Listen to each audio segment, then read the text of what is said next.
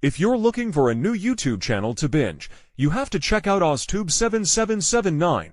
It's an epic channel filled with great content that you won't want to miss. Whether you're into fun challenges, heartwarming moments, or just pure entertainment, OzTube7779 has got you covered. So, what are you waiting for? Hit that subscribe button and dive into some amazing content that will keep you hooked.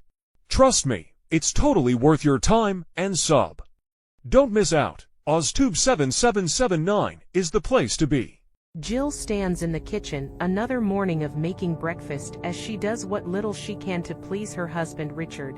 Despite their financial struggle, when out of nowhere she hears the familiar sound of Richard's sandals under his massive weight, and his daily complaining that always ends in the phrase, "This is bullshit." Unfortunately for Richard, she will have no choice but to eat a potential canned meal. As Richard enters the kitchen, while scratching his ass through his boxers, he sits down to eat, wondering why hasn't Jill not finished with his breakfast yet, suddenly demanding service from her. "Hello woman, today, come on, hurry up bitch, and serve your man." Jill breathes heavily, but composes herself and responds with the sweetest and most comprehensive voice she can muster. "I will be right there, sweetie."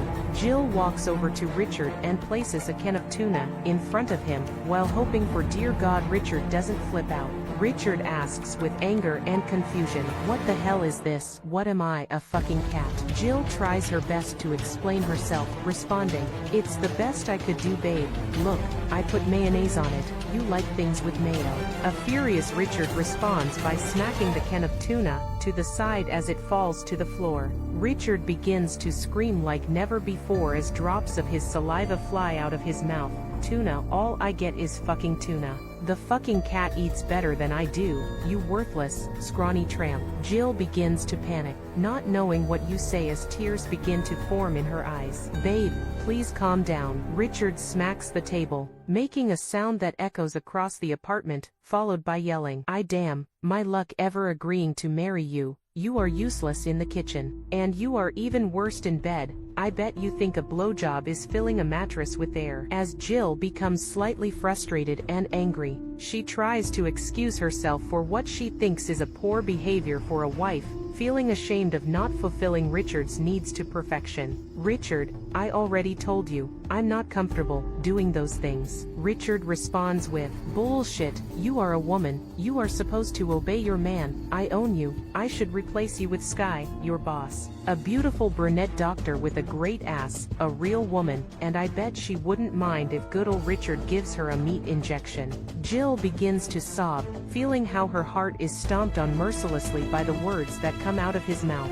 Richard sees how much it's hurting Jill, and double dares himself to hurt her even more, as it excites him to cause her harm, followed by pretending to be a hospital speaker. "Oh, Dr. Sky, a very horny man with an ugly wife needs a sponge bath." Jill warns him to stop. "Richard, please stop. I seriously do the best I can on a nurse salary. I have enough with Sky making my job miserable to have to deal with your shit." Richard slowly and menacingly proceeds to stand up, while staring at Jill with a serious look in his eyes, asking her, "What did you just say? Bitch, are you getting fresh on me?" Jill begins to feel her heart in her stomach as she takes a few steps back, knowing that what will come won't be good. Richard runs towards Jill with a raised open hand as Jill stands frozen, with a million thoughts running through her mind. But suddenly, in a surprising turn of events, Jill grabs onto the hand of Richard with strength Jill didn't even know she had.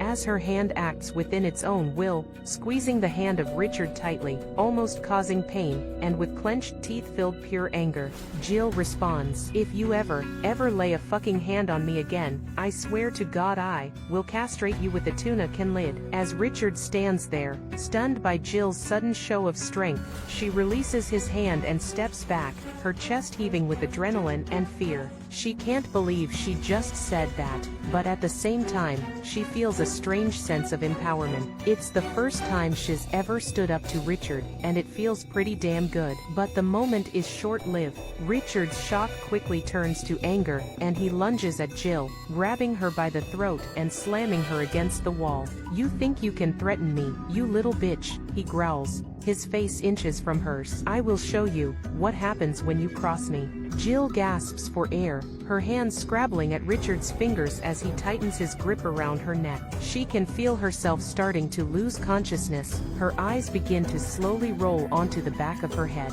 As a heartbreaking tear slowly flows down her cheek, deep within her, she knows she cannot let him win. She must fight until the end to preserve a freedom, even if it comes at a price. Whether she wins or loses this war, she will fight back. The pain and humiliation that lives within Jill suddenly morph into anger and a need to survive at all costs, followed by Jill angrily pushing the face of Richard away from her as she scratches his eyes, causing him to squirm in pain. Suddenly Richard proceeds to dart his tongue out in an attempt to tongue kiss her, making the stomach of Jill turn with disgust as she visibly starts gagging, wanting to throw up, as his tongue is about to touch hers. Jill opens her eyes wide in shock, thinking to herself, "Oh fuck no," followed by the mother of all kicks towards his groin, making Richard to momentarily lose his breath, sounding like he just came out from underwater. Jill runs out of the apartment, not caring to leave Richard or anything behind her.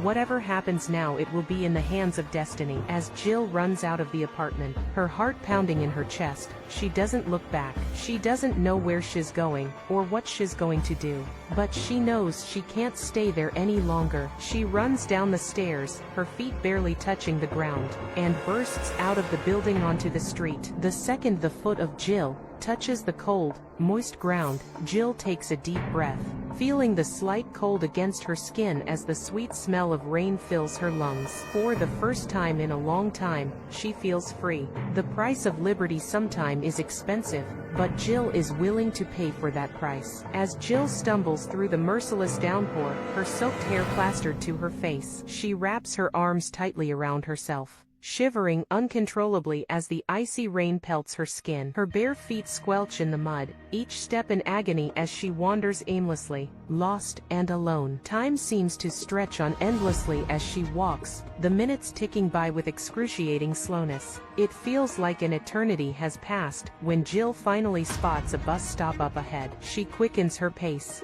desperate for any respite from the relentless rain. As she draws closer, Jill sees a figure huddled on the bench, also wrapped in her arms. She hesitates for a moment, unsure whether to approach or keep walking. But the lure of shelter proves too strong, and Jill finds herself sitting down next to the stranger. "Just great, the bitch is here," Jill mutters under her breath, turning her head away from Sky. Sky turns to Jill, her expression softening as she takes in the woman's bedraggled state. "I can be a bitch, but I'm also a woman, and my hand can always be yours to hold whenever you need a friend." Jill hesitates for a moment, unsure of what to do, but then, almost involuntarily, she finds herself leaning closer to Sky, drawn to the other woman's warmth and comforting presence. Sky, sensing Jill's need for reassurance, wraps one arm gently around her, pulling her close. Jill lets out a shaky sigh, feeling some of the tension drain from her body.